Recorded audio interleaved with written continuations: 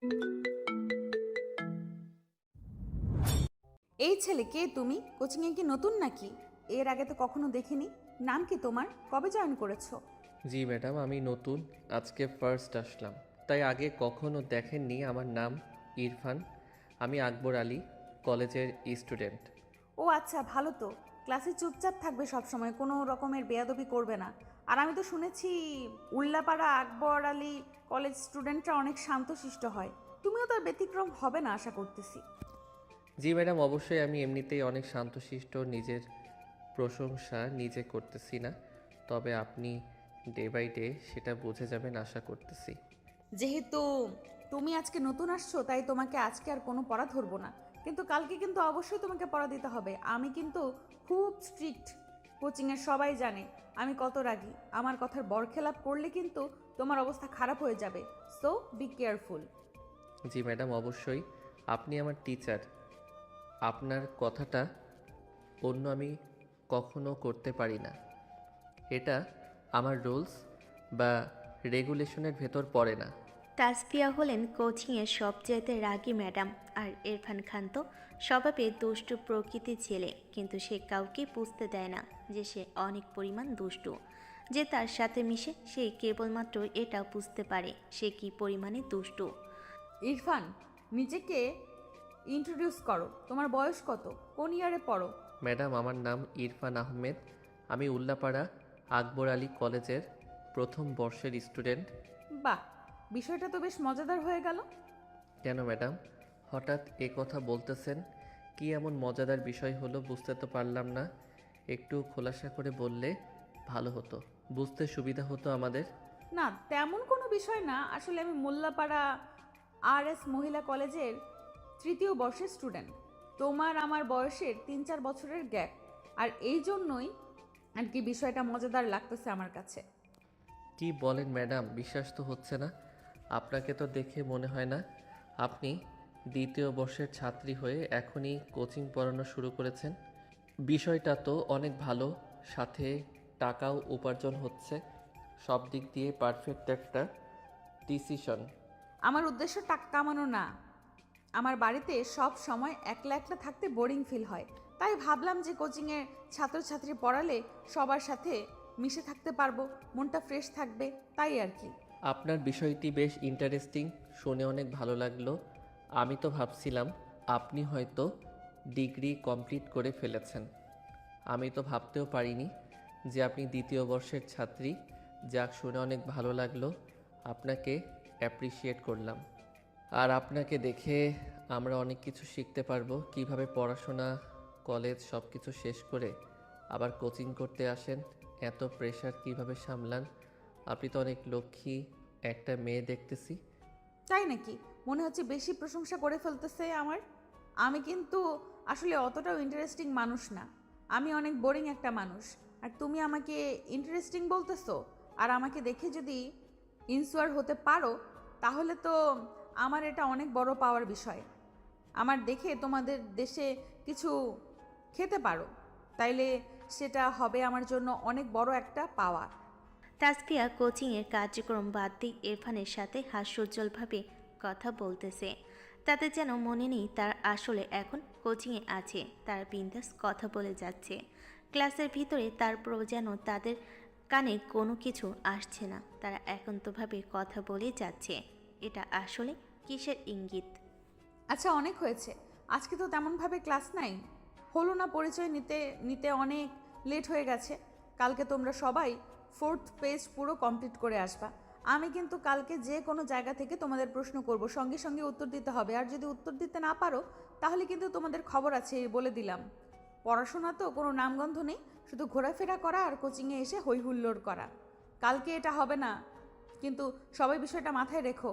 আর ইরফান, তুমি যত নতুন, তোমাকে আলাদা করে বলতেছি, কালকে কিন্তু 4th পৃষ্ঠার যে কোনো জায়গা থেকে পড়া ধরবো। So be careful. পড়া মুখস্থ করে ক্লাসে আসবে।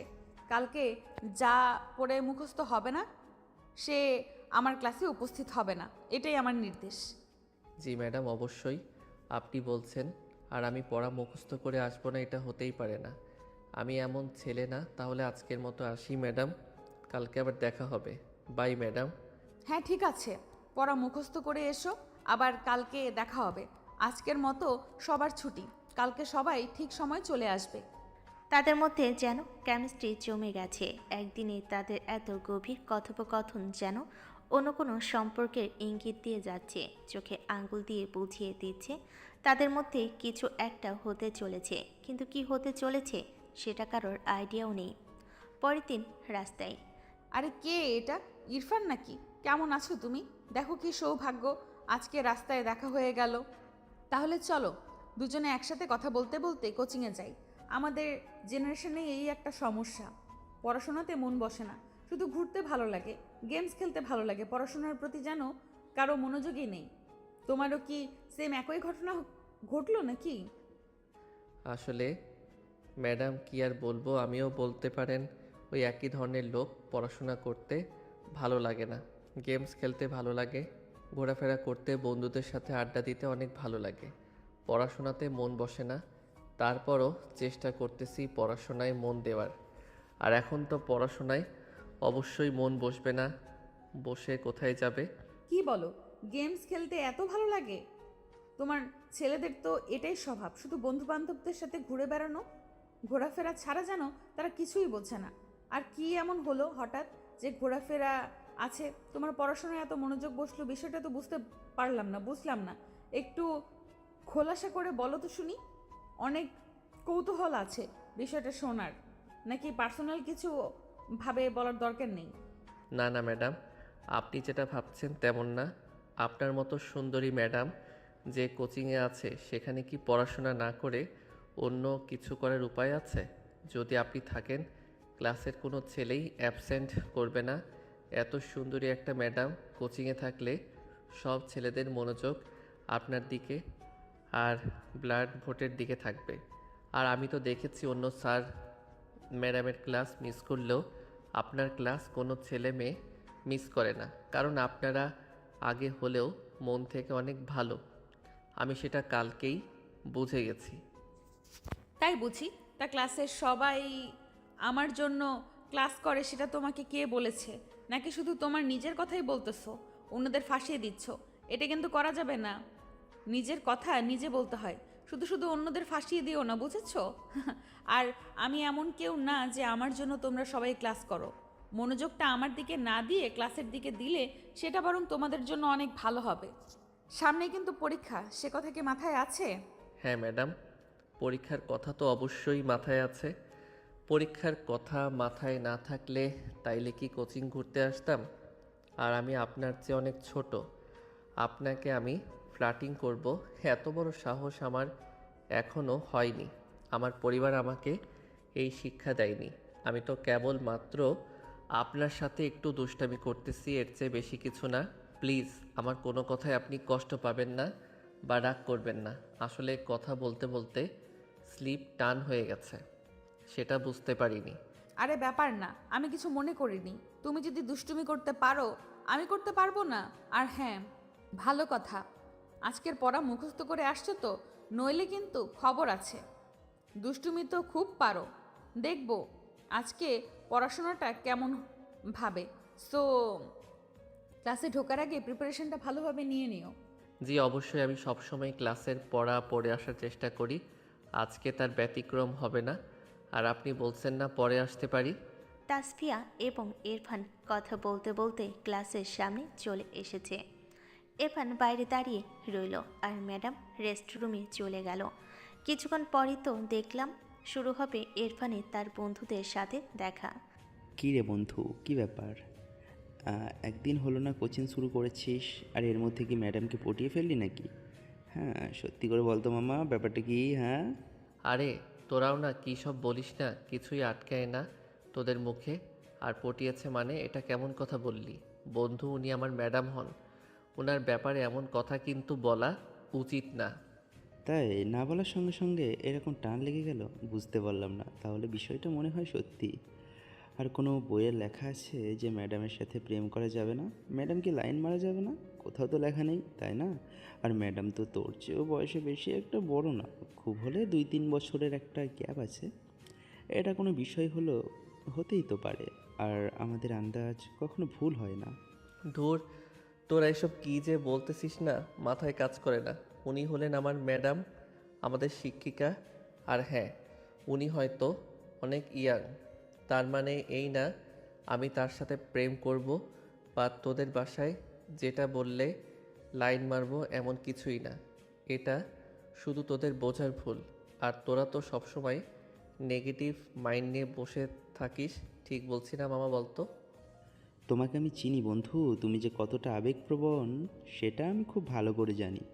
তুমি যে কি করতে পারো না পারো সেটা ভালো করে জানি। একবার ম্যাডামের প্রেমে হোঁচট খেয়ে পড়লে তোমাকে আর সোজা করে দাঁড় করিয়ে রাখা যাবে না বন্ধু, সেটা আমরা সবাই খুব ভালো করেই জানি। তাদের এই কথোপকথনের মধ্যে সবাইকে ক্লাসের জন্য রুমে ডাকতেছে। ইরফানের বন্ধুরা কথোপকথন শেষ করে ক্লাসের ভিতর ঢুকে গেল। গুড মর্নিং, সবাই কেমন আছো? Good morning madam. আলহামদুলিল্লাহ, আমরা সবাই অনেক ভালো আছি। আপনি কেমন আছেন? আমি অনেক ভালো আছি। তা কালকে যে তোমাদের পড়া দিয়েছিলাম সবাই মুখস্থ করেছো তো? আর এই যে মিস্টার ইরফান, কালকে তো বলেছিলেন লাস্ট বেঞ্চে, আজকে হঠাৎ ফার্স্ট বেঞ্চে বসে বলছেন। ওরা কি খুব ভালোভাবে মুখস্থ করে আসছেন নাকি? তার জন্য অ্যাটেনশন পেতে সামনে বসেছেন? হ্যাঁ, আসলে না ম্যাডাম, যেমনটা ভাবছেন বিষয়টা তেমন না। রুমে ঢোকার পরে ফার্স্ট বেঞ্চে জায়গা পেয়েছি, তাই ফার্স্ট বেঞ্চে বসছি। ও আচ্ছা, বসেছো, ভালো কথা। পড়াতে সময় যেন আনতাম তা করো না। আমি তো শুনেছি কিউট ছেলেরা নাকি পড়াশোনা তেমন একটা পারে না। তুমি তো দেখতে মাশাল্লাহ অনেক কিউট। আমার মনে হচ্ছে না তুমি পড়া দিতে পারবে। কি বলেন আপনি? যেমনভাবে বলছেন আমাকে আমি অনেক কিউট, একটু বাড়িয়ে বলছেন। হয়তো আসলে আমি অত কিউট না। যদি কিউট হতাম তাহলে আজকে পাশ্চাত্য ৫-৭টা প্রেম করে ফেলতাম। কিউট নই, চেহারা ভালো না, তাই আজ পর্যন্ত একটা প্রেম করতে পারিনি। বিষয়টা হতাশাজনক না? তার উপর আপনি আমাকে কিউট বলতেছেন। খুব হাসি পাচ্ছে আপনার কথাটা শুনে। ওরে বাপরে, প্রেম করার এত শখ তোমার? প্রেম কিন্তু মোটেও ভালো জিনিস না। আর তুমি কি জানো, কিউট ছেলেদের দিয়ে কখনো প্রেম হয় না। তারা কখনো কোনো মেয়েকে প্রপোজ করতে পারে না। কিন্তু কিউট ছেলেদের মেয়ে নিজেরাই এসে প্রপোজ করে, তাদের অ্যাটেনশন নিতে চায়। তো তোমার ক্ষেত্রেও আমার মনে হচ্ছে সেটাই হতে পারে। আর আমার তো বিশ্বাসই হচ্ছে না যে তুমি এখনো সিঙ্গেল আছো। প্রেম করার শখ না থাকে বলুন? আমার ছিল, বাট সাহস হয় না একটা মেয়েকে প্রপোজ করার। অত বড় কলিজা এখনও আমার হয়ে ওঠেনি। আমাদেরও কেউ কখনো প্রপোজও করেনি, প্রেমের একটা লেটার দেয়নি। প্রেমের আশা বাদ দিয়ে দিছি। এসব আমার দ্বারা হবে না। আমার চেহারা অতটা ভালো না যে আমাকে কোনো মেয়ে সে প্রপোজ করবে। আর সিঙ্গেল নাকি মিঙ্গেল এটা বিশ্বাস করাতে এখন আমার কি করতে হবে বলুন? কপালের সাথে লেখা থাকলে অবশ্য ভালো হতো, কিন্তু আসল সত্যিটা হলো আমি একটা পিওর সিঙ্গেল ছেলে। তাসফিয়া ইরফানের সাথে এমন খুনসুটি অন্য কিছুর ইঙ্গিত দিচ্ছে। ক্লাসের সবার সাথে হাস্যোজ্জ্বলভাবে কথা বলতেছে তাসফিয়া ম্যাডাম। এর আগে কখনো এমন হাস্যোজ্জ্বলভাবে তাসফিয়াকে দেখেনি কেউ। তাদের কথোপকথনের মধ্য দিয়ে ক্লাসের শেষ সময় হয়ে এলো। ইরফান, আমার জন্য একটু বাইরে ওয়েট করো, আমি আসতেছি। ৫-১০ মিনিট লাগবে। তুমি বাইরে গিয়ে দাঁড়াও, আমি দ্রুত আসতেছি। একসাথে যাব, কিছু কথা আছে তোমার সাথে। ঠিক আছে ম্যাডাম, আপনি আসেন, আমি বাইরে দাঁড়িয়ে আছি, সমস্যা নেই। আপনার কাজ আপনি সেরে আসেন। কী ব্যাপার বন্ধু, আমি বলেছিলাম না যে তোমার সাথে তাসফিয়া ম্যাডামের কিছু একটা চলছে? বিশ্বাস হলো তো? এখন তা না হলে আমাদের কখনো কাউকে এমনভাবে বললো না, আর তোমাকে আজকে দাঁড়াতে বললো, একসাথে যাওয়ার কথা বললো। এটা তো মাম্মা একটা সম্পর্কের ইঙ্গিত দিচ্ছে। সেটা হলো প্রেম, আমার প্রেম। তোরা পারিস মুখে যা আসে তাই বলে যাস। আমার সাথে অন্য কোনো কথা থাকতে পারে নাকি? পড়াশোনার বিষয় হোক বা আদার্স কোনো বিষয়। কিন্তু তোরা যেটা ভাবছিস সেটা কিন্তু কখনোই সম্ভব না। সেটা তো নিজেও ভালো করে জানিস। আমাদের মধ্যে প্রেম কখনোই সম্ভব না, কারণ সে আমার অনেক সিনিয়র একজন মানুষ। বুঝি বন্ধু, আমরা সবই বুঝি। আমি প্রথমে বলছিলাম না যে তোর সাথে তাসিয়া ম্যাডামের কিছু একটা হয়ে যাবে, তবে বলতে না বলতে আজকে তোকে একসাথে যাওয়ার জন্য বললো। সামনে আরও বড় কিছু হবে বন্ধু, আমার কথাটা মিলিয়ে নিস। ইরফানও মনে মনে ভাবতে লাগলো যে আসলে কি এমন কিছু হতে পারে আবার হচ্ছে না এমনটা কখনোই সম্ভব না, কারণ সে একজন সিনিয়র মানুষ। সে হয়তো আমাকে পড়াশোনার বিষয়ে কিছু কথা বলবে। ইরফান, যার তো এখনো দাঁড়িয়ে আছো? আমি তো ভাবলাম তুমি চলেই গেছো। 10 মিনিটের কথা বলে 20 মিনিট হয়ে গেল। আমি তো ভাবছি তুমি চলে গেছো। যাক, তুমি যে এখনো আছো অনেক ভালো লাগলো। তোমার সাথে কিছু গুরুত্বপূর্ণ কথা আছে। চলো যেতে যেতে কথাগুলো বলি। ম্যাডাম, কি এমন কথা আছে আমার সাথে? বিষয়টা আমি বুঝতে পারতেছি না। আমি কি কোনো বেয়াদবি বা ভুল করে ফেলছি আপনার সাথে? একটু যদি খোলাসা করে বলতেন তাহলে মন থেকে সংসারটা নেমে যেত। অনেক ভয় ভয় লাগতেছে আমার। না জানি কিছু ভুল হয়ে গেছে নাকি আমার দ্বারা। আরে না, তেমন কিছুই না। তুমি যেটা ভাবছো তেমন কিছুই হয়নি। আসলে তোমার সাথে কিছু গুরুত্বপূর্ণ কথা আছে তো। আসলে আমি বলতে চাচ্ছিলাম, কিছুদিন পর তো সব কলেজ থেকেই ছুটি হয়ে যাবে এবং 10-12 দিনের মতো ছুটি থাকবে। তো এই সুযোগে তুমি কোথাও একটা ঘুরে আসা যাক। ঘুরে আসলে মন মানসিকতাটা সব ঠিক হয়ে যায়। সব সময় তো পড়াশোনা করলে হয় না, একটু রিফ্রেশমেন্টের দরকার আছে। তাই বলছিলাম আমরা সবাই মিলে ঘুরে আসি। ঘুরে আসলে মনটা ভালো হয়ে যাবে। কি বলেন ম্যাডাম? কোথায় ঘুরতে যাবেন? কে কে যাবে আমাদের সাথে? কোচিংয়ে সবাই যাবে নাকি? না না, কোচিংয়ের সবাই যাবে কেন? কোচিংয়ের সবাই গেলে তো একটু অবস্থা পড়ে যাবে। সবার সাথে যাওয়া যাবে না। আমরাই পার্সোনালি কয়েকজন গিয়ে ঘুরে আসি। আমরা? মানে আমাদের সাথে আর কে কে যাবে? যেহেতু কোচিংয়ের কেউ যাচ্ছে না, তো আর তো কাউকে দেখতে পারতেছি না একসাথে ঘুরতে যাওয়ার। আপনার কাছের কেউ যাবে নাকি? আপনার সাথে মতো তেমন কেউ নেই যে ওর থেকে নিয়ে যাব। আমার কোনো গার্লফ্রেন্ড নাই। আরে না, আমার আবার কাছের কে থাকবে বলো? আমার কখনো প্রেম হয়নি, আর হবে বলেও মনে হয় না। বলতে চাচ্ছি যে আমি, তুমি আর তোমার একজন বেস্ট ফ্রেন্ড, আমার একটা বান্ধবী আছে। আমরা 4জন মিলে চলো ঘুরে আসি। অনেক মজা হবে, আনন্দ হবে, মন মানসিকতা একটু রিফ্রেশমেন্ট হবে। তাই বলতেছি চলো ঘুরে আসি। অবশ্য তোমাকে জোর করতেছি না। যদি তুমি যাও তাহলে চলো, আমরা ঘুরে আসি সবাই মিলে। আর যদি ঘুরতে না যেতে চাও তাহলে কোনো সমস্যা নেই। আমি তো একা একা যাব না, তাই তোমাকে বললাম। আচ্ছা ঠিক আছে ম্যাডাম, আপনি যখন বললেন আমি বিষয়টা ভেবে দেখতেছি। বাড়িতে আব্বুকে বলতে হবে, আম্মুকে বলতে হবে, আর বেস্ট ফ্রেন্ডের কথা বললেন, আমার বন্ধুর সাথে কথা বলতে হবে। বলে দেখিও কি বলে। যদি সব ঠিকঠাক থাকে তাহলে ইনশাল্লাহ যাব আমি। আমার কোনো সমস্যা নাই। আপনাকে রাতে ফোন দিয়ে জানাবো আমি। তোমার কথা শুনে অনেক ভালো লাগলো। ও, অন্তত আশ্বাসটা তো দিলা। ঠিক আছে, তাহলে তোমার আব্বু আম্মু বন্ধুদের সাথে কথা বলে রাত্রে জানিও। আর একজনের বেশি বন্ধুকে নিও না, নইলে সমস্যা হবে। বেশি মানুষ গেলে এনজয়টা মাটি হয়ে যাবে। 4জন অনেক বেশি আনন্দ করতে পারবো। তাসফিয়ার এমন নরম স্বরে কথা বলা, ঘুরতে যাওয়ার প্রস্তাব, এগুলো সব কিন্তু প্রেমের দিকে ইঙ্গিত করতেছে। কিন্তু ইরফান এমন কিছু ভাবেনি। সে সব কথা নর্মালি নিয়েছে। এখন শুধু তার আব্বু আম্মু বন্ধু রাজি হলে তারা ঘুরতে যাবে। আব্বু, আব্বু, তোমার সাথে কিছু কথা ছিল। যদি কিছু মনে না করো তাইলে আমি কিছু কথা বলতে চাই তোমার সাথে। আর কথাগুলো বলার পরে তুমি কিন্তু আমাকে না করতে পারবে না। কি ব্যাপার ইরফান, কিছু বলবা? আর তুমি আমার কাছে চেয়েছো এমন কিছু আমি তোমাকে দেইনি কোনো দিন হয়েছে? তুমি বলো, যদি দেওয়ার মতো হয় অবশ্যই তোমাকে দিব, কিন্তু আশা করব এমন কিছু আমাকে বলবে না যেটা তোমাকে না বলতে বাধ্য করে। আসলে আব্বু কোচিং থেকে ঘুরতে যাবে, তাই তোমার কাছে অনুমতি নিতে আসছি। যদি তুমি পারমিশন দাও তবে আমি ঘুরতে যেতে পারবো। কারণ আব্বু, আমি কখনো তোমার অবাধ্য হইনি। তোমার কথার বাইরে আমি কোনো কাজ করিনি। তাই তোমার কাছে নেওয়াটা আমার কাছে অনেক বড় একটা বিষয়। তাই তোমার পারমিশনের অপেক্ষায়। সবই তো বুঝলাম, কিন্তু কে কে ঘুরতে যাবে, কাদের সাথে যাচ্ছ তুমি, কেমন ছেলে তারা, আমি তো কিছুই জানি না। এটা জানার এখতিয়ার আমার আছে। ছেলে মেয়ে কাদের সাথে ঘুরতে যায় সেটা আমি জানতেই পারি। আমি যদি আমার সবাইকে ভালো মনে হয় তবে তোমাকে পারমিশন দিব। না আব্বু, কোচিংয়ে সবাই যাবে না। শুধুমাত্র আমি, আমার বন্ধু, আমাদের কোচিংয়ের ম্যাডাম আর তার বান্ধবী যাবে। সবাই গেলে বিষয়টা কেমন যেন হয়ে যায়।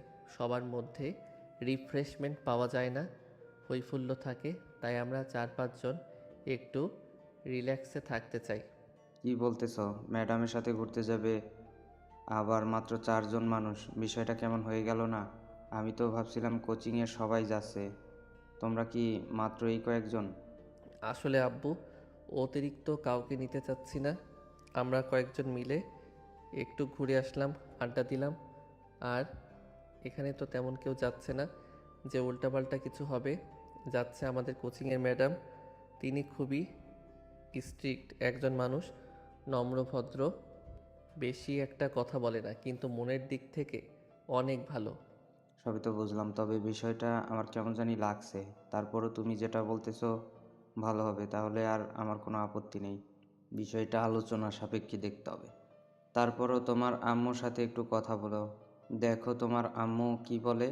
আমি তো রাজি, কত টাকা লাগবে আমাকে বলো, আমি তোমাকে দিয়ে দেব। কিন্তু তোমার আম্মুর সাথে একটু কথা বলে দেখো তোমার আম্মু কি বলে। তোমার আম্মু যদি যেতে বলে তাহলে যাও, কোনো সমস্যা নেই। আমার আম্মু, তুমি বললে তাতে তো হয়ে গেল। আমার আম্মুকে কেন বলতে হয়? আম্মু যদি রাজি না হয়, প্লিজ আপু তুমি আমাকে বলো, আমি আর কিছু না বলি আম্মুকে। যাও, সমস্যা নাই, তোমার আম্মু রাজি হয়ে যাবে। ভালোভাবে বুঝিয়ে বলো, তোমাকে অনুমতি দিয়ে দিবে, সমস্যা নেই। তোমার আম্মু তো তোমাকে অনেক ভালোবাসে। শুধু আমার পারমিশন নিলে কি হবে? তার পারমিশন নিতে হবে। শুধু আমার পারমিশন নিলে কি হবে? তোমার আম্মুকে গিয়ে ভালো করে বলো তোমার আম্মুর আছে, হয়ে যাবে। আম্মু, তোমার সাথে কিছু কথা ছিল, কিন্তু তুমি আমাকে কথা দাও, কথাগুলো বলার পরে তুমি আমাকে পারমিশন দিয়ে দিবে। যদি কথা দাও তাহলে আমি কথাগুলো বলতে রাজি আছি। কি ব্যাপার? কোনো কিছু দরকার বা কোনো ঝামেলা হলেই তো চলে আসো আমার কাছে। আজকে আবার নতুন করে কি হয়েছে বলো শুনি, কিসের পারমিশন? আম্মু, আমি একটু ঘুরতে যাব, আব্বু নম্বর দিয়েছে। এখন শুধু তোমার অনুমতি অপেক্ষা। তুমি যদি হ্যাঁ বলো তাহলে আমি ঘুরতে যেতে পারি, আর তুমি যদি না বলো তাহলে আব্বু যেতে দিবে না। প্লিজ আম্মু, রাজি হয়ে যাও। ও আচ্ছা, এই ব্যাপার। যে দেখছো কলেজ 10-12 দিন ছুটি হয়ে গেছে, তখনই ঘুরতে যাওয়ার প্ল্যান করে ফেলেছো। পড়াশোনা কিছু নেই নাকি? ছুটির সময় একটু পড়াশোনা করলেও তো পারো। এখন ঘুরতে যেতে হবে কেন? আর হ্যাঁ, কার সাথে ঘুরতে যাচ্ছ? কে কে যাচ্ছ? এখনকার ছেলের মেয়ে এত ভালো না। তাদের সাথে ঘুরতে যাচ্ছ, সেটা তো জানার প্রয়োজন আছে। অবশ্যই এখানকার যে পোলাপান, বেশিরভাগই তো অভদ্র পোলাপান। তুমি অন্য কাদের সাথে যাচ্ছ? আম্মু, কোচিংয়ের কেউ যাচ্ছে না, শুধু যাব আমি, আমার বন্ধু, কোচিং মেয়ের ম্যাডাম আর ম্যাডামের একটা বান্ধবী। বেশি মানুষ হলে মজা থাকে না, সব সময় হইলে ওর চেয়ে বেশি আমার ভালো লাগে না। তাই আমরা চারজন ঘুরতে যাওয়ার প্ল্যান করছি, আর এই ঘুরতে যাওয়ার প্ল্যানটা ম্যাডামেরই। ম্যাডাম বলল শুধু পড়াশোনা করলেই হবে না, একটু রিফ্রেশমেন্টের প্রয়োজন আছে। ঘোরাফেরা করলে মনোবল বাড়ে, মনটা ফ্রেশ হয়ে যায়, তাই আর কি। সবই তো বুঝলাম, কিন্তু মাত্র 4 জন, এটা কেমন কথা? আমি তো ভাবছিলাম কোচিংয়ের সবাই জানে, কিন্তু মাত্র 4 জন, এমন তো কখনো শুনিনি। ম্যাডাম ঘোরার প্ল্যান করে। ম্যাডাম যেহেতু বলছে, তাহলে তো ভালোই হবে। ম্যাডাম তো আর তোমাদের খারাপ চাইবে না। কিন্তু কোথায় ঘুরতে যাচ্ছ? বেশি দূর কিন্তু যাওয়া যাবে না। কোথায় যাচ্ছ সেটাই তো এখনো বললে না। আসলে আম্মু, ঘুরতে যাওয়ার লোকেশনটা এখনও ঠিক হয়নি, কারণ আমরা তো এখনও পারমিশনই পাইনি ঠিক মতো। আগে পারমিশন পাই, পরে তো লোকেশন ঠিক হবে। আমি তো পারমিশন পেয়ে গেলাম, এখন শুধু আমার বন্ধুর পালা তো পারমিশন পেয়ে যায়। তাই কালকে ডিসকাশন করব কোথায় ঘুরতে যাওয়া যায়। আর বেশি দূর একটা যাওয়ার কথা না বলে গেলে কি সমস্যা আছে? তো করার কোনো জায়গা নেই, দূরে গেলে ভালো হয়। দেখছো তোমার ছেলে কি বায়না ধরেছে, সে নাকি ঘুরতে যাবে। কি, যাক, ঘুরে আসুক। সারাদিন রাতে বাড়িতে বসে থাকে, পড়াশোনা বাড়ি পড়াশোনা বাড়ি, একটু ঘোরাফেরা করলে শরীর মন দুটা ভালো হয়ে যায়। তো যাক, সমস্যা নেই। আর যাচ্ছেও তো খারাপ কোনো পোলাপানের সাথে না, শুধু যাবে ম্যাডাম, ওর একটা বন্ধু আর ম্যাডামের নাকি একটা বান্ধবী যাবে। তাই বেশি কিছু আর বলিনি। এটা একদম ঠিক কথা বলেছো তুমি। বেশি কেউ যাচ্ছে না, শুধু কোচিংয়ের ম্যাডাম, ম্যাডামের এক বান্ধবী, তোমার ছেলের একটা বন্ধু। তাই আমি আর বেশি কিছু বলিনি। ওকে যেতে চাচ্ছে, গিয়ে একটু ঘুরে আসো।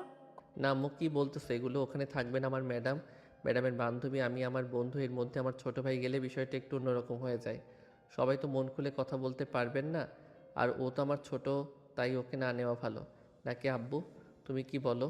আমার এটাই ভালো মনে হচ্ছে, ছোট ভাইকে না নাই ভালো হবে, কারণ ওখানে থাকবে আমার ম্যাডাম, আমার বন্ধু, ম্যাডামের বান্ধবী। সেখানে গিয়ে ও কী করবে?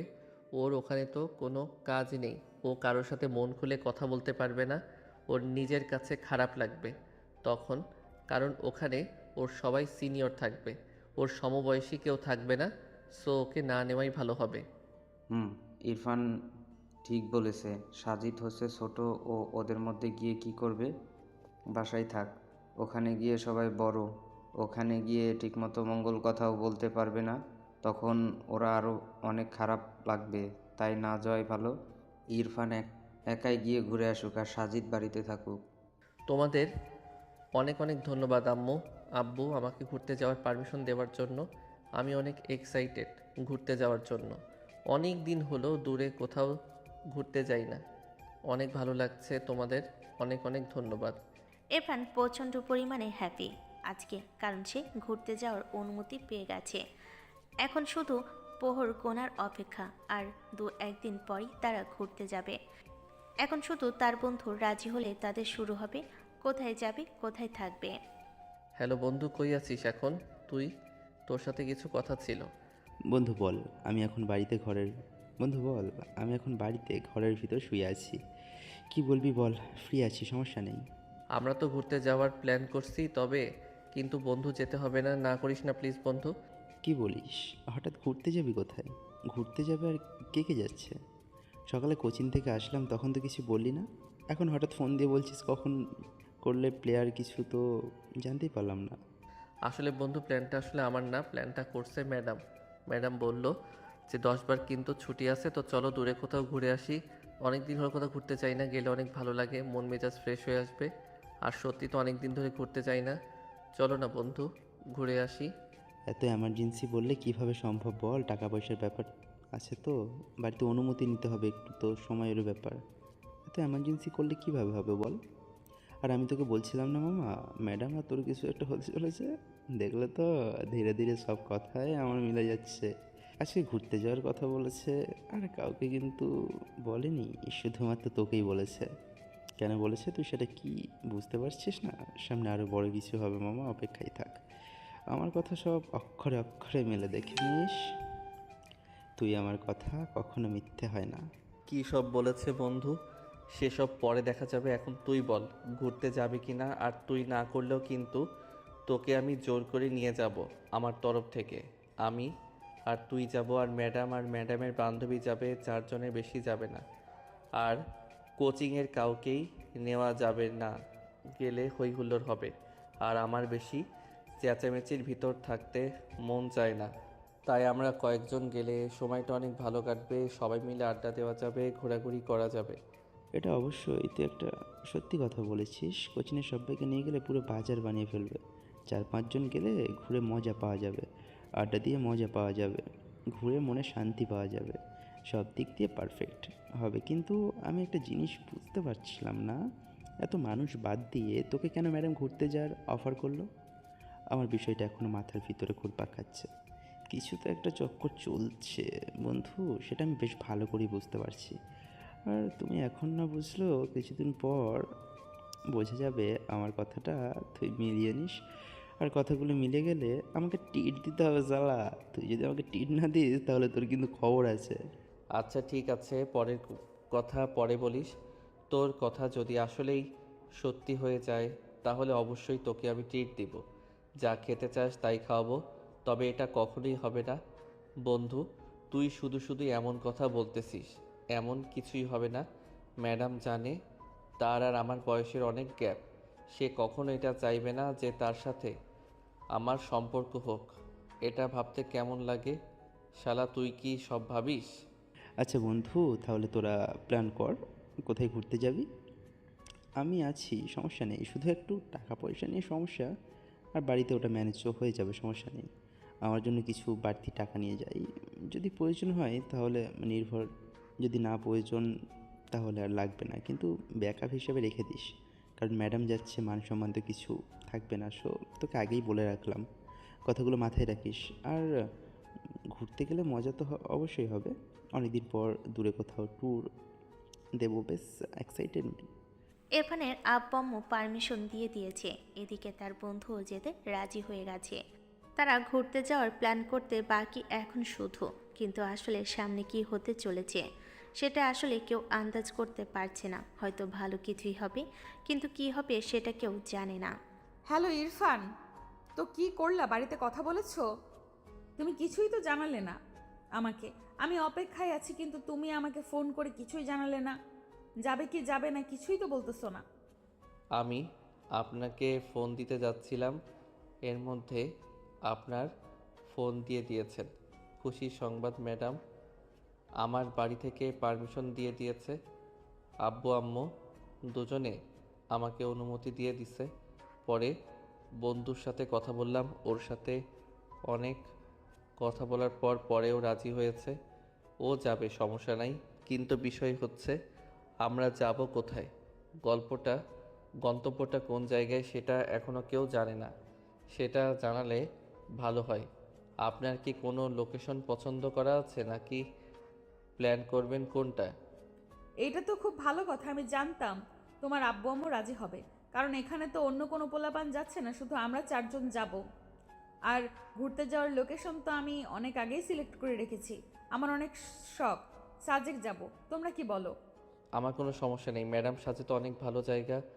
ওখানে গেলে অনেক ভালো ফিল পাওয়া যাবে, ভাসমান দেখা যাবে, প্রাকৃতিক সৌন্দর্য সব মিলে সুন্দর একটা পরিবেশ। ওখানে শান্ত শিষ্ট জায়গা, সব মিলিয়ে খুব সুন্দর সময় কাটবে। হুম, তুমি একদম ঠিক কথাই বলেছো। এই জন্যই তো আমি সাজেক সিলেক্ট করেছি, কারণ অনেক দিন যাবৎ আমার সাজেকে যাওয়ার ইচ্ছা, কিন্তু হাতে যাওয়ার মতো কেউ নেই, তাই এতদিন যেতে পারিনি। কিন্তু এবার স্বপ্নটা পূরণ হতে চলেছে, অনেক ভালো লাগতেছে। অবশ্যই মনে হচ্ছে স্বপ্নটা পূরণ হবে। আর আমার বান্ধবীকে আমি বলেছি ও যাবে, সমস্যা নেই, ওর কলেজ ছুটি। তাহলে কিন্তু আমরা কাল দিন পর রওনা হব। আমার আর বেশি দিন সহ্য করে থাকা সম্ভব না। যেহেতু তোমার আব্বু আম্মু আছে, তোমার বন্ধু রাজি, এদিকে আমার বান্ধবী যাবে, তাহলে তো আর কোনো সমস্যাই রইল না। সবাই রাজি, এখন শুধু যাওয়ার পালা সাজেকে। Sajek, I am coming. Madam, কথাটা একদম আমি সঠিক বলেছেন। জায়গাটা অনেক ভালো লাগে। আর আমার বন্ধু শুনে খুশি হয়েছে, ওর নাকি সাজেক যাওয়ার অনেক ইচ্ছা। এর আগে কখনো সময় সুযোগ কোনোটাই হয়ে ওঠেনি, এখন যখন দুটোই হয়ে গেছে আর বাধা কোথায়। লেটস গো সাজেক, মজা হবে, আনন্দ হবে, প্রকৃতির সাথে কথা বলা হবে, সব একসাথে, ফুল প্যাকেজ। সবাই সাজেক যাওয়ার জন্য অনেক এক্সাইটেড। সবারই সাজেকে যাওয়ার অনেক ইচ্ছে। এবার হয়তো তাদের স্বপ্ন সত্যি হতে চলেছে, কিন্তু সামনে আরও বড় কিছু ধামাকা অপেক্ষা করতেছে। হ্যালো বন্ধু, কী রে, তুই রেডি হয়েছিস? এমনিতে কিন্তু লেট করা যাবে না, বাস আছে, লেট হলে কিন্তু অনেক বড় ঝামেলা হয়ে যাবে বন্ধু। আরে কি বলিস বন্ধু, আমি ভোর থেকে রেডি হয়ে আছি, আমার সব ঠিকঠাক, ব্যাগপত্র সব গুছিয়ে ফেলেছি, নিচেও অলমোস্ট রেডি হয়ে গেছি। তাহলে কিছুক্ষণ পরে বের হই নাকি? ও দেখি ম্যাডামের বান্ধবী সবাইকে রেডি আছে, তোদের সাথে কথা বল, দেখো ওরা কি বলে। আর আমার মাকে নিয়ে কোনো চিন্তা করিস না। হ্যালো ম্যাডাম, আমরা তো রেডি।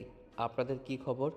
আপনারা মেয়ে মানুষ, আপনারা তো সাজতে অনেক সময় নেন, আপনাদের আর কতক্ষণ সময় লাগবে? আমার বন্ধু তো ব্যাগপত্র গুছিয়ে বসে আছে শুধু আপনাদের অপেক্ষায়। এখন বেশি কিন্তু লেট করা যাবে না, বাস মিস হলে কিন্তু আমাদের না ক্যান্সেল হয়ে যাবে, সেই কথাটা কি আপনার মাথায় আছে? আপনার বান্ধবী কি রেডি হয়েছে একটু শুনেন ফোন দিয়ে। তোমরা এই ভিসা নিয়ে চিন্তা করতে হবে না, আমি ব্যাগপত্র রাতেই গুছিয়ে রাখছি। আর এখন শুধু রেডি হতে সময় লাগবে মাত্র 10 থেকে 15 মিনিট। আর আমার বান্ধবীও সেম একই, রাতেই ও ব্যাগ গুছিয়ে রেখেছে। এখন শুধু রেডি হতে বাকি, বাদ বাকি সব কমপ্লিট। তোমরাও গোছগাছ করে বের হও, আমাদের বেশি সময় লাগবে না।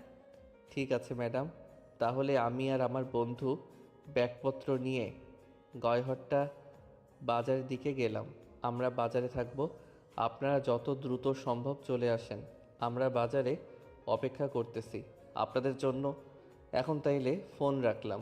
ঠিক আছে, তোমরা বাজারে গিয়ে অপেক্ষা করো, আমরা আসতেছি কিছুক্ষণের মধ্যেই। আমাদের সময় লাগবে না, ঠিক আছে? তোমরা এগোও তাহলে, আমরা আসতেছি। এখন শুধু তাদের সময়ের অপেক্ষা। অধিক আগ্রহের অবসান ঘটতে যাচ্ছে। এখন তারা উল্লাপাড়া বাস স্ট্যান্ডে গিয়ে বাস ধরবে। ওখান থেকে সরাসরি সাজেক মেঘের রাজ্যে নামে পরিচিত সাজেকে যাওয়ার মজাই আলাদা। এইদিকে তাসফিয়া এবং তাসফিয়ার বান্ধবী রেডি হয়ে বাজারে চলে আসছে। এখন তারা উল্লাপাড়ার দিকে রওনা হবে। ইরফান, জায়গাটা অনেক সুন্দর না? কত সুন্দর পরিবেশ, হিমেল হাওয়া বইছে, প্রাকৃতিক সৌন্দর্য দেখতে কার না ভালো লাগে বলো? সত্যিই আজকে অনেক ভালো লাগতেছে। আমার এর পেছনে অবশ্য তোমার অনেক বড় অবদান আছে। তুমি যদি রাজি না হতে তাহলে কখনোই সম্ভব হতো না। তোমার জন্যই আজকে আমার সাজেকে আসার স্বপ্ন পূরণ হলো। আরে কিছু বলেন না, আপনি আমার আগে সিনিয়র মানুষ, তার উপর আবার ম্যাডাম। আপনি একটা আবদার করছেন, আমি সেটা কখনো হতে পারে? আর আমারও তো সাজেকে আসার অনেক ইচ্ছা ছিল। আপনার ওসিলাতে আমার স্বপ্ন পূরণ হয়ে গেল। দেখুন না জায়গাটা কত সুন্দর, মনে হচ্ছে সারা জীবন এখানে থেকে যাই। কিন্তু কি করার, যেতে তো আমাদের হবেই। কিন্তু এই প্রকৃতির মাঝে থেকে যেতে মন চাচ্ছে না, মনে হচ্ছে প্রকৃতির মাঝে হারিয়ে যাই। এখানে আসার পেছনে অনেক বড় একটা মিথ্যা লুকিয়ে আছে, যে মিথ্যেটা সত্য করার জন্য আজকে আমাদের এখানে আসা। আমি এখন তোমাকে এমন একটা কথা বলতে যাচ্ছি, সেটা শুনে তুমি হয়তো বেশ অবাক হবে, হয়তো আমার উপরে অনেক রাগও করবে, কিন্তু এটা বলার জন্যই আমি অনেক অপেক্ষা করেছি। আর না, আজকে আমাকে সেই কথাটা বলতেই হবে। কি বলেন, আপনার কথাগুলো তো আমার মাথার উপর দিয়ে যাচ্ছে। আপনি কি বলতেছেন আমি তো ঠিক কিছুই বুঝতে পারতেছি না। কি এমন সত্যি কথা যেটা বলার জন্য আপনি আমাদের সবাইকে সাজিকে নিয়ে আসলেন? আপনার কথা কিন্তু আমার মাথার উপর দিয়ে যাচ্ছে। প্লিজ একটু ভালো করে বলুন, আমার তো টেনশন আরও বেড়ে যাচ্ছে। ইরফান, আসলে আমি বলতে চাচ্ছিলাম যে আমি তোমাকে যেদিন কোচিংয়ে প্রথম দেখেছিলাম, সেদিন তোমাকে প্রথম দেখাতে আমি তোমাকে ভালোবেসে ফেলেছি, কিন্তু কখনো সাহস হয়নি তোমাকে বলার। কিন্তু আজকে এটাই সুযোগ, এইরকম সুযোগ আর কখনো পাবো না। আমি তোমার বউ হতে চাই, তোমার কাছ থেকে ভালোবাসা চাই, তোমার মনের ভেতর থাকতে চাই। I love you. প্লিজ আমার ভালোবাসা তুমি ফিরিয়ে দিও না।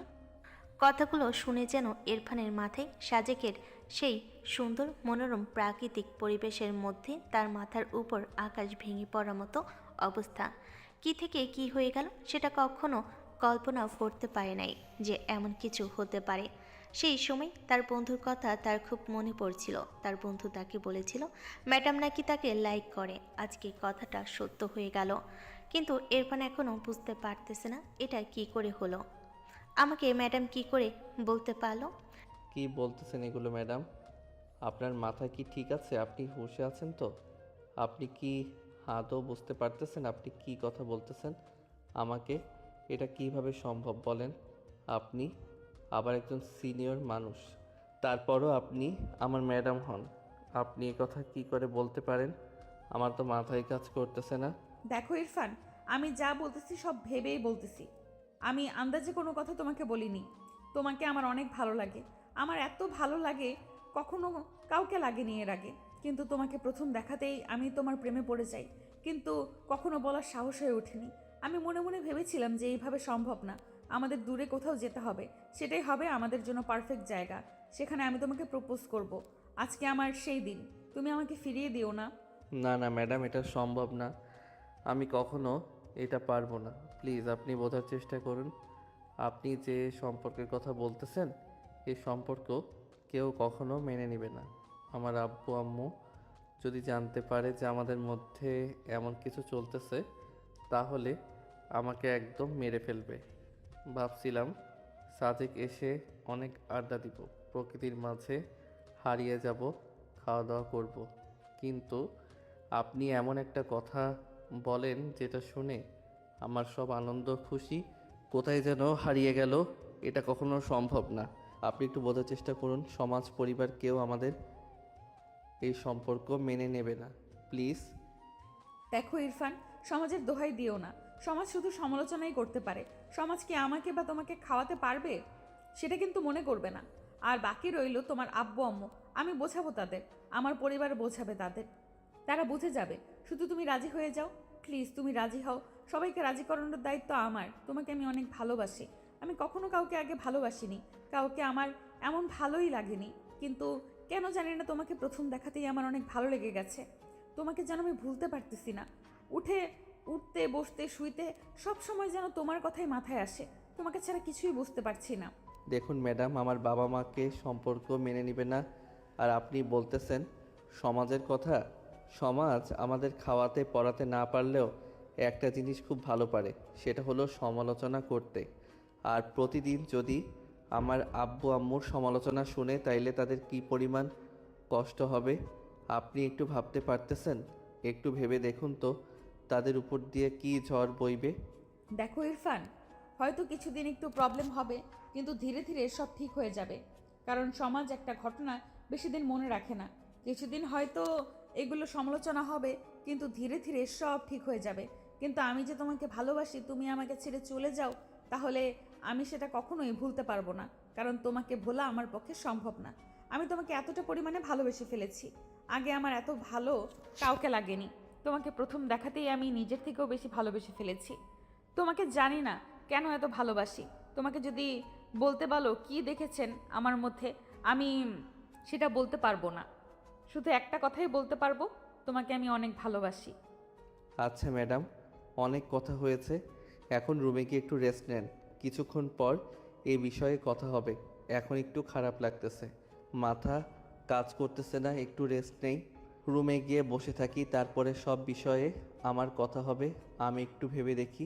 এরফান বুঝতে পারছে না হঠাৎ করে তার ম্যাডামের মনে তার প্রতি এত ভালোবাসা কোথা থেকে জন্মালো। সে একটু আন্দাজ করতে পারেনি যে ম্যাডাম এমন কিছু করবে, কারণ সে কখনো এভাবে ভেবে দেখেনি। সে শুধু ভাবছে এখন কি হবে। ম্যাডামের কথায় রাজি না হলে, ম্যাডাম উল্টাপাল্টা যদি কিছু করে ফেলে, আবার ম্যাডামের সাথে সম্পর্ক জড়িয়ে পড়ে যদি তার আব্বা আম্মু তাকে বাড়ি থেকে বের করে দেয়, তাহলে কি হবে তখন। সে কথাগুলো ভাবতে ভাবতে রুমের মধ্যে গিয়ে শুয়ে পড়ল। কিরে বন্ধু, এভাবে হঠাৎ এসে শুয়ে পড়লি? তোখানে দেখলাম ম্যাডামের সাথে দাঁড়িয়ে কথা বলছিস। কি কথা হলো তোদের? আর মামা, জামাটা কিন্তু অনেক সুন্দর, খুব ভালো লাগছে। অনেকদিন পর এমন একটা জায়গা আসলাম, সাজেকের আসার অনেক ইচ্ছে ছিল। চলো বাইরে দিয়ে ঘুরে আসি। না বন্ধু, তুই যা, আমার অনেক খারাপ লাগতেছে, একটু শুয়ে থাকি। আমার এখন একটুও ভালো লাগতেছে না, বাইরে যাওয়ার মতো মুড নেই। কিরে মামা, হঠাৎ কি হলো তোর? এই একটু আগে তো সব ঠিক ছিল, হঠাৎ কি এমন হয়ে গেল? তো শরীর খারাপ হয়ে গেল? ঘুরতে যেতে চাচ্ছিস না, মুড নাই বলছিস? কিছু হয়েছে নাকি, খুলে বল। কি আর বলবো বন্ধু, তোর কথা। আমি সত্যি হয়ে গেল, ম্যাডাম আজকে আমাকে প্রপোজ করছে। এখন আমি কি করব বুঝতে পারতেছি না। যদি ম্যাডামের প্রস্তাবে রাজি না হয় তাহলে ম্যাডাম তো উল্টাপাল্টা কিছু করে ফেলে। আবার তার প্রস্তাবে রাজি হয়ে গেলে আব্বু আম্মু যদি আমাদের বাড়ি থেকে বের করে দেয়, আমাকে ছেলে হিসাবে যদি মেনে নেয়, তাহলে কি হবে? আমার বল, মাথা কাজ করতেছে না। আমি জানতাম বন্ধু, আমি তোকে বলছিলাম না তুমি এরকম কিছু একটা হবে। আমি অনেক আগেই সন্দেহ করেছিলাম, কারণ আমাদের কখনো ম্যাডাম এত প্রায়োরিটি দেয়নি যত প্রায়োরিটি তোকে দিয়েছে। আর আমাদের কখনো ঘোরার কথা বললো না, আর তোকে হঠাৎ এত দূরে সাজাকে ঘোরার জন্য আসতে বললো। তখনই আমার অনেক ঘাটা লেগেছিল, কিন্তু তুই তো আমার কথা বিশ্বাস করছিলি না। এখন কি করবি? আমার তো মাথা কাজ করছে না, কথাটা শুনে তো মাথার উপরে যেন আকাশ ভেঙে পড়লো। এটা কিভাবে সম্ভব? আমিও বুঝতে পারতেছি না বন্ধু, এখন কি করব। আমার মাথা কাজ করতেছে না। তুই একটু ভেবে দেখ কি করা যায়, আমার মাথায় কিছুই আসতেছে না। আমি বলি কি বন্ধু, ম্যাডামকেও কিন্তু দেখতে অনেক সুন্দর। কি ম্যাডামের প্রস্তাব রাজি হয়ে যা, পরে বিষয়গুলো পরে দেখা যাবে। তোর আব্বু আম্মু তো তোকে অনেক ভালোবাসে, তোর ভালোবাসা তারা অবশ্যই মেনে নেবে। তুই তাদের আদরের সন্তান, তোদের কখনো কষ্ট দিবে না তারা। আর বাকি রইল সমাজ, সমস্ত কিছুদিন পরে সব ভুলে যাবে। কিছুদিন বিষয় নিয়ে তারা কথা বলবে, কিন্তু ধীরে ধীরে সব ঠিক হয়ে যাবে। কিন্তু একবার যদি ম্যাডাম কিছু করে ফেলে তখন কী হবে বল? সবই ঠিক আছে বন্ধু, আসলে কপালটা আমার খারাপ। আসলে আমি কি করতে আর হয়ে গেল কি।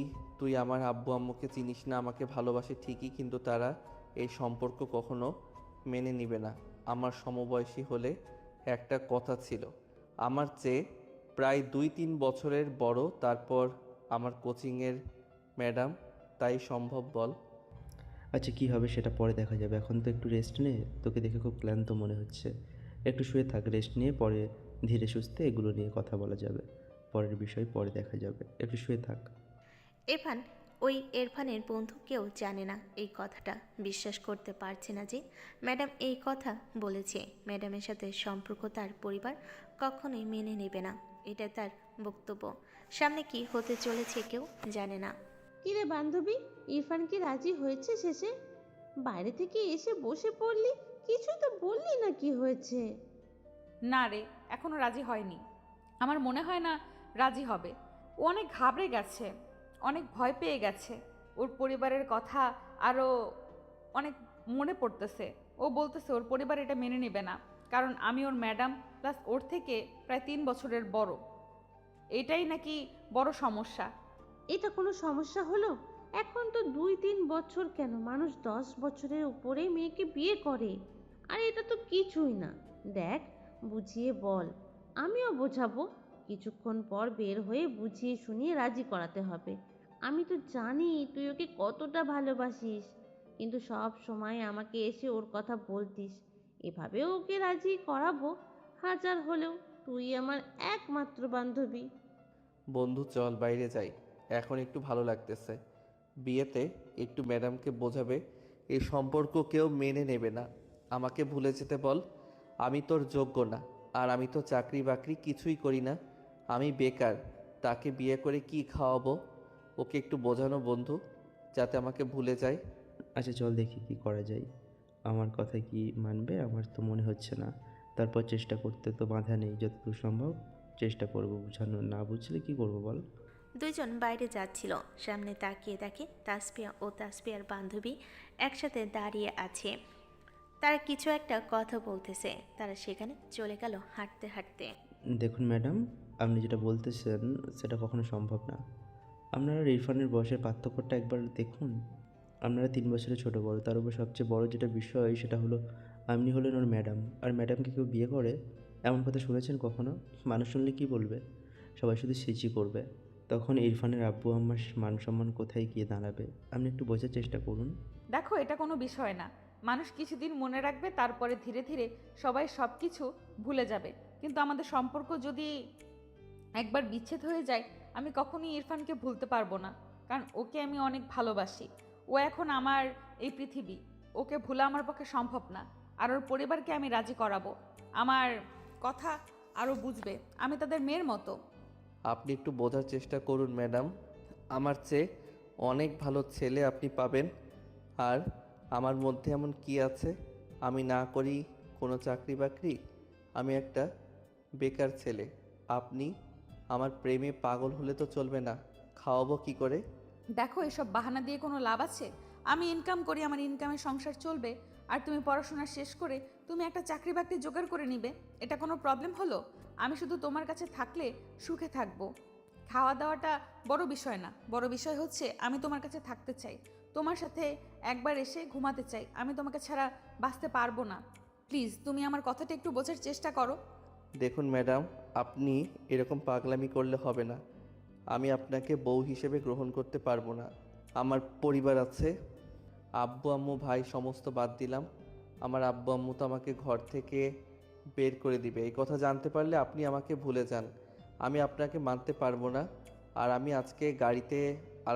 আজকে বাড়িতে চলে যাব। আমার ঘরের শখ মিটে গেছে, আমাকে আর ডিস্টার্ব করেন না প্লিজ। আপনি আপনার মতো থাকেন, আমাকে আমার মতো থাকতে দেন। ইরফানের এরকম উচ্চস্বরে গরম গলায় কথা বলাটা যেন তাসপিয়া কেমন যেন হয়ে গেল। হঠাৎ তাসপিয়া মাথা ঘুরে পড়ে যায়। পড়ে গিয়ে পাথরের সাথে মাথা লেগে মাথা ফেটে যায়। সঙ্গে সঙ্গে তাসপিয়া অজ্ঞান হয়ে যায়। এখন সবাই দৌড়াদৌড়ি শুরু করে দিয়েছে। দ্রুত ডাক্তারের কাছে নিয়ে যেতে হয়। বন্ধু তাড়াতাড়ি কোনো অ্যাম্বুলেন্সে ফোন দেই। ওর অবস্থা কিন্তু অনেক খারাপ হয়ে যাচ্ছে, মাথা দিয়ে অনেক রক্ত বেরোচ্ছে। তাড়াতাড়ি ফোন দে, বেশি দেরি হলে কিন্তু বিশাল একটা প্রবলেম হয়ে যাবে, ম্যাডামের ক্ষতি হয়ে যেতে পারে। যত ফার্স্ট অ্যাম্বুলেন্স নিয়ে আসেক। ইরফান, ম্যাডামের আব্বু আম্মুকে জানানো অনেক জরুরি, তাদের কিন্তু জানাতেই হবে। পরে যদি আবার বলে যে তোমরা আমাদের কিছু জানানো নাই, ওটা কিছু হওয়ার আগেই তাদের জানানো ভালো, নাকি কি বলিস তুই? হ্যাঁ বন্ধু, তুই একদম ঠিক কথা বলেছিস।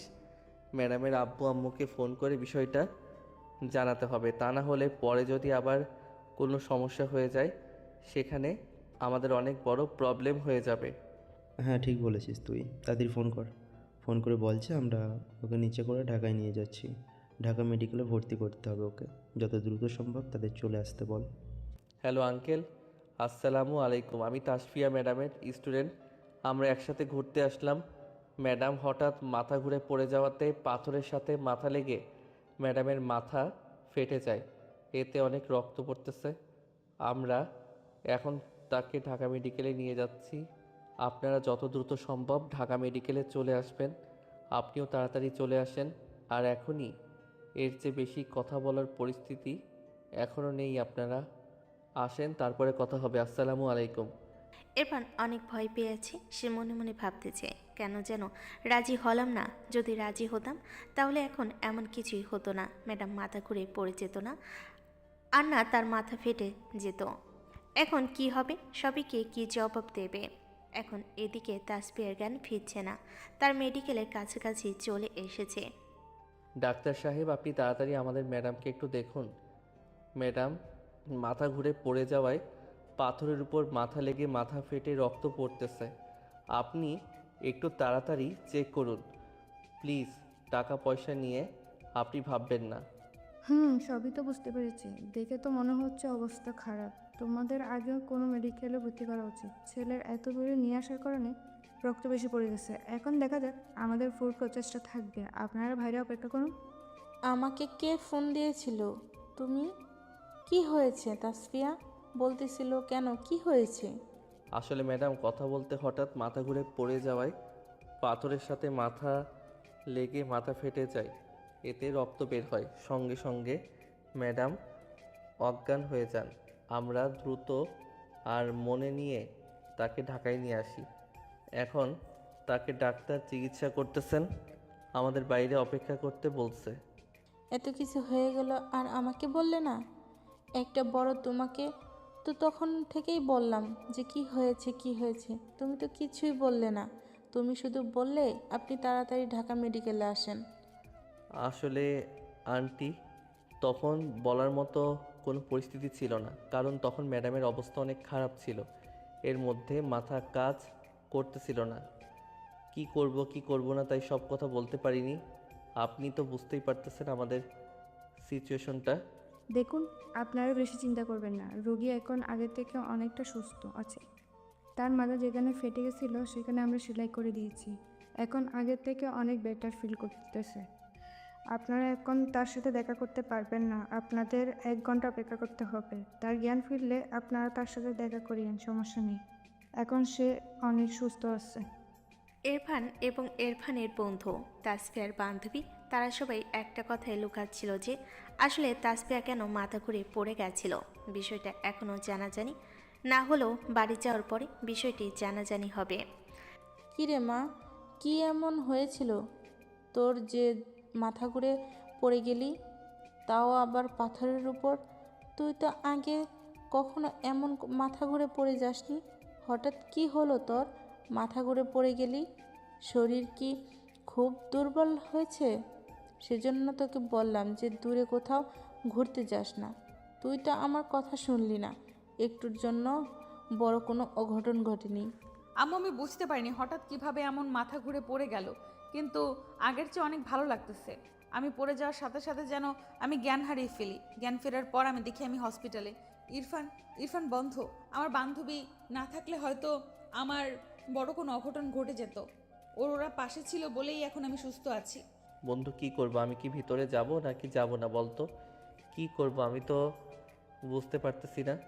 যদি ম্যাডামের আম্মু সব জায়গায় যায় তাইলে তো এখানে তুল বেঁচে যাবে। আপাতত থাক, পরিস্থিতি একটু ঠান্ডা হোক। আর ম্যাডামের আম্মু যখন বাইরে আসে তারপরেই তো ভিতরে যাস। এখন যাওয়াটা ঠিক হবে না। এখন গেলে যদি সব কিছু তাসফিয়া ম্যাডাম বলে দেয় তখন ঝামেলা হয়ে যাবে। তার চেয়ে বরং ম্যাডামের আম্মু বের হলে তারপর ভিতরে যাস। ইরফান ও ইরফানের বন্ধু অনেক চিন্তায় পড়ে গেল। কি হবে এখন যদি তাসফিয়া ম্যাডাম সব বলে দেয়? তাহলে তো ঝামেলা আরও বেড়ে যাবে। আর যদি ইরফানের আব্বু আম্মু শুনতে পারে ঘটনা, তাহলে তো ইরফানের খবর আছে। কথাগুলো ভাবতে ভাবতে তাসফিয়ার আম্মু বাইরে বেরিয়ে আসলো। পরে যাও তোমরা ভেতরে যাও, তোমাদের ডাকতেছে। আমি একটু ডাক্তারের সাথে কথা বলে আসি। তোমরা গিয়ে কথা বলো, তোমাদের দেখলে অনেক ভালো লাগবে। প্রথম থেকে শুধু তোমাদের কথা বলতেছি, গিয়ে তোমরা দেখা করে যাও। যাক বন্ধু, ম্যাডাম হয়তো কিছু বলেনি, ভুলে কখনো কি অবস্থা হয়ে গেছে। চলে এখন গিয়ে দেখি ম্যাডামের কি অবস্থা। ম্যাডামের আম্মু বলল আমাদের নাকি খুঁজতেছে। হ্যাঁ বন্ধু, তুই একদম ঠিক কথা বলেছিস। চল গিয়ে দেখে আসি কী অবস্থা। আমি তো অনেক ভয় পেয়ে গেছিলাম। যাক আলহামদুলিল্লাহ, এখন যে সুস্থ হচ্ছে সেটা শুনে অনেক ভালো লাগছে। ম্যাডাম এখন কেমন আছেন? শরীর এখন আগের চেয়ে ভালো লাগতেছে কি? তখন কি এমন হলো আপনার? আমি তো বুঝতেই পারলাম না। হঠাৎ অজ্ঞান হয়ে পড়ে গেলেন। পড়ে যাওয়ার সাথে সাথে আপনার মাথা ফেটে রক্ত বের হতে লাগবে। আমরা তো অনেক ভয় পেয়ে গেছিলাম। দ্রুত আপনাকে হসপিটালটি নিয়ে আসি। আমাকে নিয়ে এত চিন্তা করে কি লাভ তোমার? আমি বাঁচলেই বা কি, মরলেই বা কি? আমি মরে গেলেই তো তুমি খুশি হও, তোমার পথের কাঁটা সরে যায়। আমাকে তো তুমি চাও না। তো আমি সুস্থ থাকলেই তোমার কি, আর না থাকলেই তোমার কি? খুশি হওয়ার তো কোনো কারণ আমি দেখতে পাচ্ছি না। তোমার তো মন খারাপ হওয়ার কথা। দ্রুত আপনাকে হসপিটালে নিয়ে আসি। ম্যাডাম, আপনি এগুলো কী সব কথা বলতেছেন? আপনি মরে গেলে আমি খুশি হব, এটা আপনি ভাবলেন কি করে? আমি আপনাকে শুধু প্রেমের প্রস্তাব মানা করে দিয়েছি, তাই বলে এই নয় যে আপনাকে আমি পছন্দ করি না। অবশ্যই আপনাকে আমি ম্যাডাম হিসেবে অনেক পছন্দ করি, কিন্তু প্রেমিকা হিসেবে নয়। আর আপনি এটা কেমন কথা বললেন? আপনি মরে গেলে আমি খুশি হব? কথাটা শুনে অনেক খারাপ লাগলো ম্যাডাম। এতই যদি দুঃখ পেতে তাহলে আমার দুঃখকে তুমি দুঃখ পেতে, আমাকে বোঝার চেষ্টা করতে। আমি যে তোমাকে ভালোবাসি সেটা কখনো ফিরিয়ে দিতে না। তুমি আমাকে ভালোবাসো না, আমাকে পছন্দ করো না, সেজন্যই তো আমার প্রস্তাবকে ফিরিয়ে দিয়েছো। আর এবার হয়তো বেঁচে গেছি, কিন্তু এর পরের বার হয়তো আর বেঁচে থাকবো না। কারণ এবার তো একটা অ্যাক্সিডেন্ট ঘটে গেছে। এরপরে আমি নিজেই নিজেকে শেষ করে দিব, কারণ যাকে আমি চাই তাকে পেলাম না। এই পৃথিবীতে থেকে আমার আর কোনো লাভ নেই। আমার মরে যাওয়াই ভালো। তোমাকে ভালোবাসি, তোমাকে যদি না পাই তাহলে আমি আর অন্য কাউকে পেতে চাই না। তাই নিজেকে নিজেই মেরে ফেলাই উত্তম। ম্যাডাম, এবার কিন্তু আমি খুব কষ্ট পাচ্ছি আপনার কথা শুনে। আপনি কথাগুলো কেমন করে বলতে পারতেছেন আমার জন্য? যদি আপনি আত্মহত্যা করেন সেটার জন্য দায়ী থাকবো আমি, আর আমি কখনো সেটা চাইবো না। আপনি বেঁচে থাকুন 1000 বছর, কিন্তু একটা জিনিস আপনি বুঝতে পারতেছেন না। সেটা হলো আমাদেরই সম্পর্ক কেউ মেনে নিবে না। আপনি আমার চেয়ে অনেক ভালো ছেলে ডিজার্ভ করেন, এটা আপনাকে বুঝতে হবে। আমি তো ছোট একটা ছেলে, আপনি আমার চেয়ে অনেক সুন্দর হ্যান্ডসাম ছেলে পাবেন। আমার অন্য কাউকে চাই না, আমার তোমাকে চাই। আর বারবার ম্যাডাম ম্যাডাম করে বলতেছো কেন? তুমি করে বলো। তোমার মুখে তুমি করে শোনার আমার অনেক ইচ্ছা। যদি একবার তুমি আমাকে তুমি করে বলতে, হৃদয়টা প্রশান্ত হয়ে যেত। আমার অন্য কাউকে চাই না, আমার তোমাকে চাই। আর বারবার ম্যাডাম ম্যাডাম করে বলতেছো কেন? তুমি করে বলো। তোমার মুখে তুমি শোনার আমার অনেক ইচ্ছা। যদি একবার তুমি করে বলতে, হৃদয়টা প্রশান্ত হয়ে যেত। তোমার মুখে তুমি শোনার জন্য আর কতদিন অপেক্ষা করাবে আমাকে? আমাকে আর কতবার ফিরিয়ে দিবে? আমি তো মৃত্যুর দুয়ার থেকে ফিরে এসেছি, কিন্তু এরপর কিন্তু আর ফিরে আসবো না। যদি হারিয়ে যায়, যে হারিয়ে যায় তাকে খুঁজে পাওয়া যায়, কিন্তু যে নিজে থেকে হারিয়ে যায় তাকে কিন্তু খুঁজে পাওয়া যায় না। আমিও কিন্তু নিজে থেকে হারিয়ে যাব, আমাকে কখনোই কেউ খুঁজে পাবে না, কারণ আমি আর এই পৃথিবীতে থাকবো না। ম্যাডাম, এমনভাবে পাগলামি করলে কিন্তু হবে না। আপনি অলমোস্ট অসুস্থ হয়ে গেছেন, কালকে আপনাকে বাড়ি নিয়ে যেতে হবে। আপনাকে সুস্থ হন, পরে এগুলো বিষয়ে কথা বলা যাবে। এখন এগুলো বিষয় নিয়ে কথা বলার মতো সময় নেই। আপাতত আপনি সুস্থ হওয়া জরুরি। আপনাকে নিয়ে অনেক চিন্তা হচ্ছে। আসলাম ঘুরতে, আর কি থেকে কি হয়ে গেল বুঝতেই পারলাম না। একটা দিনও শান্তি মতো করতে পারলাম না, আড্ডা দিতে পারলাম না। ভাবছিলাম অনেক, কিন্তু হলো না কিছুই। আপনি আগে সুস্থ হন, এগুলো বিষয় নিয়ে পরে কথা বলবো প্লিজ। আর এগুলো নিয়ে কথা বলবেন না। কে মা, আসল ঘটনা কি আমাকে খুলে বলতো? তুই কখনো এমন মাথা ঘুরে পড়ে যাসনি, ঘটনা আমাকে বল। তুই কিন্তু সত্যি কথাটা গোপন করতেছিস, কী হয়েছে সেটা ভালো করে খুলে বল। আমি কিন্তু ভালোই বুঝতে পারতেছি তুই মিথ্যে কথা বলতেছিস, সত্যিটা খুলে বল। আসলে আব্বু, আমি তোমাদের একটা কথা বলতে চাই। আম্মু, তোমাকেও বলতে চাই। আমি ইরফানকে খুব ভালোবেসে ফেলেছি। ওকে আমি কখনোই ভুলতে পারবো না, আর পারতেছি না। সেদিন যখন এই কথাটা বললাম, আমার মুখে না বলল যে পরিবার মেনে নেবে না, সমাজ মেনে নেবে না, আমাকে মুখের উপরে না বলে দিল। তখনই আমার মাথা কাজ করতেছিল না। সঙ্গে সঙ্গে মাথা ঘুরে পড়ে যাই, আর পড়ে যাওয়ার সঙ্গে সঙ্গে পাথরের সাথে মাথা লাগে, তখনই মাথা ফেটে যায়। প্লিজ তোমরা আমার উপরে রাগ করো না, আমি কখনো এমন কিছু করিনি যার জন্য তোমাদের মাথা নিচু হয়ে যাবে। আমি এখনও তেমন কিছুই করিনি, শুধু ভালোবেসেছি। ভালোবাসা ভুল না। কি বলতেছিস মা এগুলো? এটা কখনো সম্ভব বল?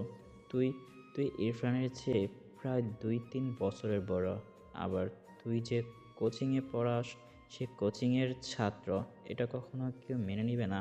যাই হোক, আমি নিজেই বুঝি না, আমি শুধু একটা জিনিসই বুঝি, আমি ইরফানকে বিয়ে করব, আমি ওর সাথে থাকব, ওর সাথে সংসার করব, আমি ওর সাথে শুয়ে থাকব।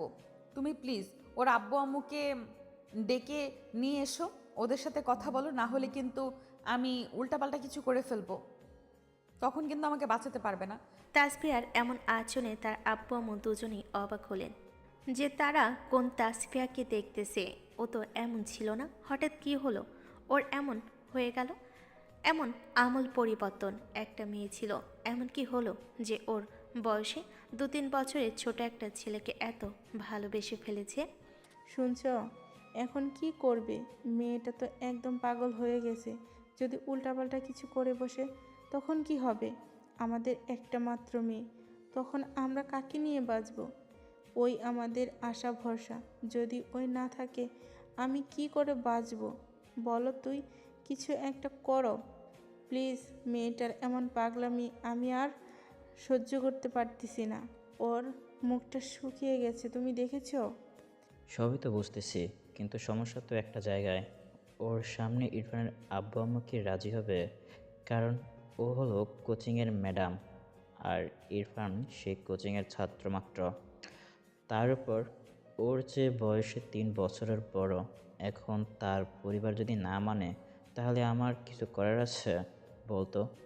আরে কথাগুলো তো বলতেও লজ্জা লাগতেছে। এখন দেখো, যেভাবেই হোক ইরফানের আব্বু আম্মুকে রাজি করাতেই হবে। মেয়েটার মুখের দিকে তাকানো যাচ্ছে না। কি হয়ে গেছে ওর? কি মেয়ে ছিল আর কি হয়ে গেল ওর? কষ্টের আমার সহ্য হচ্ছে না। তুমি প্লিজ কথা বলো এরপর আম্মু আব্বুর সাথে। আচ্ছা, আমি আপাতত ইরফানকে ডাকতেছি, আগে ওর সাথে কথা বলতে হবে। ওর সাথে কথা বলে পরে ওর আব্বু আমাকে ফোন দিয়ে ডেকে নিয়ে আসবো, পরে ওদের সাথে কথা বলা যাবে। হ্যালো ইরফান, কোথায় তুমি বাবা? আমি তাসফিয়ার আব্বু বলছি। যদি একটু আমাদের বাসায় আসতে অনেক ভালো হতো, তোমার সাথে কিছু কথা ছিল। ঠিক আছে আঙ্কেল, আমি আসতেছি। আমি অবশ্য আপনি না বললে যেতাম। ম্যাডামকে দেখতে যেতে হবে, তো সে কালকে কথা হয়েছে, এর মধ্যে আপনার ফোন দিয়ে ফেললেন। 5-10 মিনিটের ভিতরে। এসো ইরফান, এসো। তোমাদের আঙ্কেল ঘরের মধ্যে বসে আছে, যাও, তোমার সাথে নাকি কথা বলবে। কি আর বলবো বলো, সব তো জানোই তুমি। তোমাকে আর নতুন করে কি বলবো? এখন আমার মেয়েটা তো পাগল হয়ে যাচ্ছে বাবা। ওর মুখের দিকে তাকানো যাচ্ছে না। একটা বার আমার মেয়ের মুখের দিকে তাকিয়ে কি এই প্রস্তাবে রাজি হওয়া যায় না? আঙ্কেল আমি আর কি বলবো বলেন, আমার আব্বু আম্মু আছে, আপনি ওদের সাথে কথা বলেন। শুধু আমি রাজি হলে তো হবে না, আমার আব্বু আম্মুর তো রাজি হতে হবে। আর আঙ্কেল আমি রাজি আছি, আমিও ম্যাডামকে অনেক ভালোবেসে ফেলেছি। সেটা শুধু বলতে লজ্জা, তাই বলিনি কখনো। কিন্তু আম্মু তাসফিয়াকে অনেক ভালোবেসে ফেলেছি, শুধু লজ্জাতে বলতে পারিনি কখনো। তুমি যে রাজি সেটা তো আমি জানতাম না, এখন মাত্র জানতে পারলাম। শুনে অনেক ভালো লাগলো, কিন্তু তুমি তো বুঝতে পারছো। আর তোমার আব্বু আম্মুর নাম্বারটাও দাও, আমিও ফোন দিয়ে আসতে বলতেছি, ওদের সাথে কথা বলি। ঠিক আছে, তাহলে আমি নাম্বার দিচ্ছি। আমার আব্বু আম্মুর সাথে কথা বলেন, তাদের আসতে বলেন, তাদের সাথে বসে কথা বলেন। হ্যালো, আসসালামু আলাইকুম। আমি তাসফিয়ার আব্বু। আপনার ছেলে যে কোচিং সেন্টারে পড়ে, সেখানকার শিক্ষিকা। আপনাদের সাথে কিছু কথা ছিল।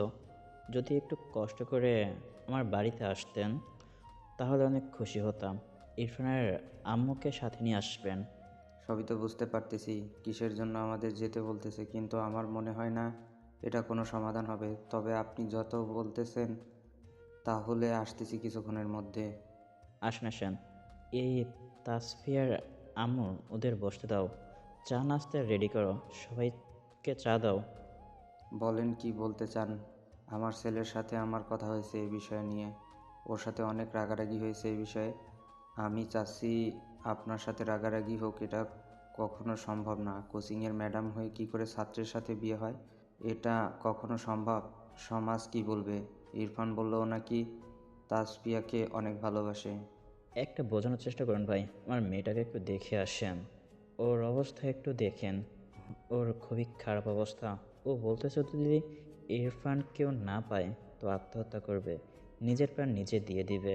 এখন আমরা তো বাবা মা বলে, আপনার তো ইরফানের বাবা মা, যদি আপনাদের ছেলে আমার কথা বলতো তাহলে আপনারা কি বলতেন বলেন? আমাদের অবস্থা খুবই খারাপ, খাওয়া দাওয়া কিছুই নেই, অনেক চিন্তায় আছি। তাসফিয়া খাওয়া দাওয়া করতেছে না, ওষুধ খাচ্ছে না, এভাবে চলতে থাকলেও তো অসুস্থ হয়ে যাবে।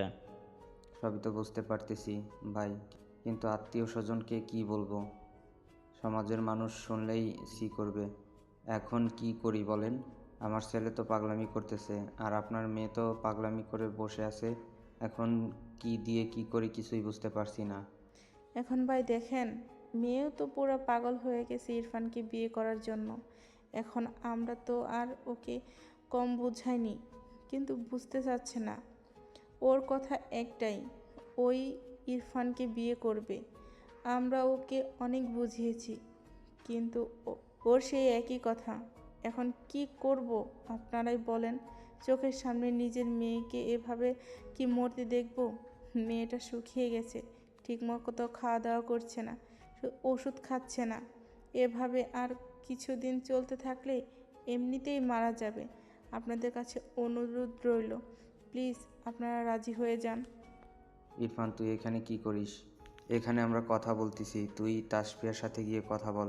ওকে গিয়ে খেতে বল, খাওয়া দাওয়া করে ওষুধ খেতে বল। আমরা এখানে কথা বলতেছি, তুই ভিতরে যা।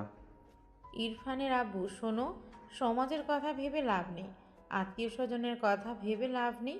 ছেলে মেয়ে যখন রাজি তাহলে আমাদের আর দ্বিমত করে লাভ নেই।